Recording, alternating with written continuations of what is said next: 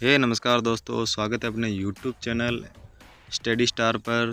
तो आज हम आपको कुछ 21 अप्रैल को जो 12वीं के पॉलिटिकल साइंस का जो पेपर होने वाला है उसके कुछ 30% जो कि इम्पोर्टेंट है, उनमें से हालांकि 15 के करीबन पर्सन आने की संभावना है।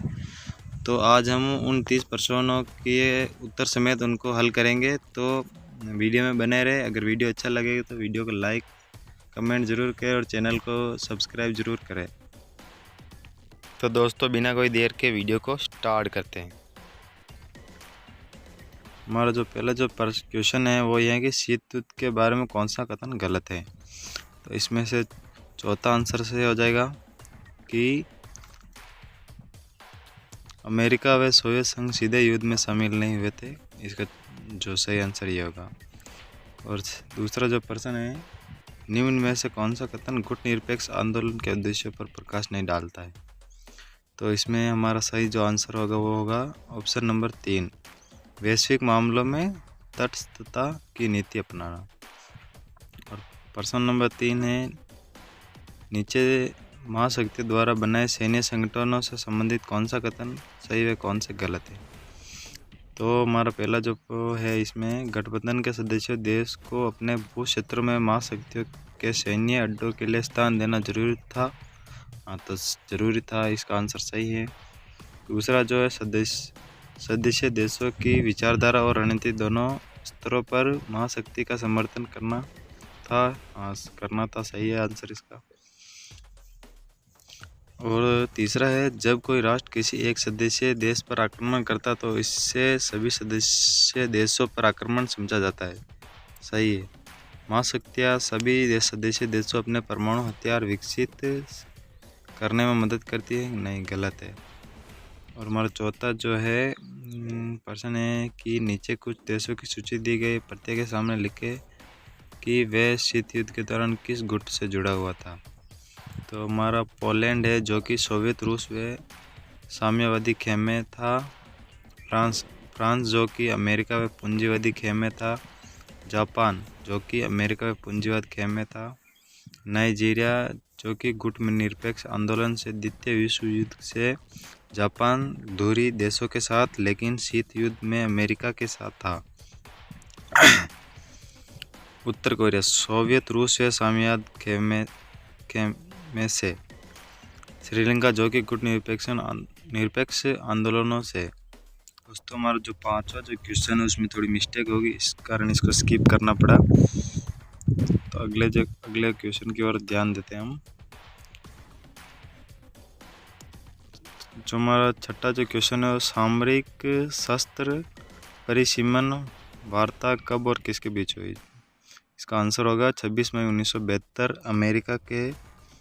अमेरिकी राष्ट्रपति रिचर्ड निक्सन और रूसी राष्ट्रपति लियोनिड ब्रेजनेव ने मॉस्को में इस संधि पर हस्ताक्षर किए। सातवां जो क्वेश्चन है, सामरिक शस्त्र परिसीमन वार्ता संधि कब से प्रभावी हुई। यह संधि 3 अक्टूबर 1972 से प्रभावी हुई। आठवां जो क्वेश्चन है, सीमित परमाणु संधि क्या है। सीमित परमाणु परीक्षण संधि LTBT पर 5 अगस्त 1963 को अमेरिका, ब्रिटेन, सोवियत रूस ने मॉस्को में हस्ताक्षर किए। सीमित परमाणु परीक्षण संधि कब प्रभावी हुई। 10 अक्टूबर 1963 से यह संधि प्रभावी हुई। 10वां जो क्वेश्चन है, सीमित परमाणु परीक्षण संधि का उद्देश्य क्या था। इस संधि द्वारा वायुमंडल, बाहरी अंतरिक्ष तथा पानी के भीतर परमाणु परीक्षण करने पर प्रतिबंध लगाना था। तो हमारा 11वां जो प्रश्न है वो ये है कि केमिकल वेपन्स कन्वेंशन CWC संधि कब और किस समझौते द्वारा हस्ताक्षर किए गए। तो 1993 में जिनेवा समझौते के द्वारा। केमिकल वेपन्स कन्वेंशन CWC पर कितने देशों ने हस्ताक्षर किए। इस संधि पर 181 देशों ने हस्ताक्षर किए थे। नाटो का पूरा नाम क्या है। नाटो का पूरा नाम है उत्तरी अटलांटिक संधि संगठन। 14वां जो क्वेश्चन है, नाटो की स्थापना कब व किस संधि के द्वारा की गई तथा हुई। तो 4 अप्रैल को स्थापित हुई और 1949 ब्रुसेल्स संधि द्वारा हुई। नाटो की वर्तमान में सदस्य संख्या कितनी है? तो वर्तमान में नाटो की संख्या 30 है। नाटो का 30वां सदस्य कौन व कब बना? नाटो का 30वां सदस्य उत्तरी मैसेडोनिया 6 फरवरी 2019 को 30वां सदस्य देश बना। 70वां जो प्रश्न है वो है वारसा पूर्वी गठबंधन सैनिक संगठन का गठन कब व किसके नेतृत्व में किया गया? तो ये 14 मई को 1955 को रूस के नेतृत्व में इस सैनिक गठबंधन का गठन किया गया। और अगला जो प्रश्न है वो ये कि वारसा पूर्वी गठबंधन सैनिक संगठन का उद्देश्य क्या था? इस संगठन का उद्देश्य ये था कि नाटो में शामिल देशों से यूरोप में मुकाबला कराना था। अगला जो प्रश्न है वो वारसा सैनिक संगठन को समाप्त कब किया गया? तो इसको 1 जुलाई 1991 को ये सैनिक गठबंधन समाप्त हो गया था।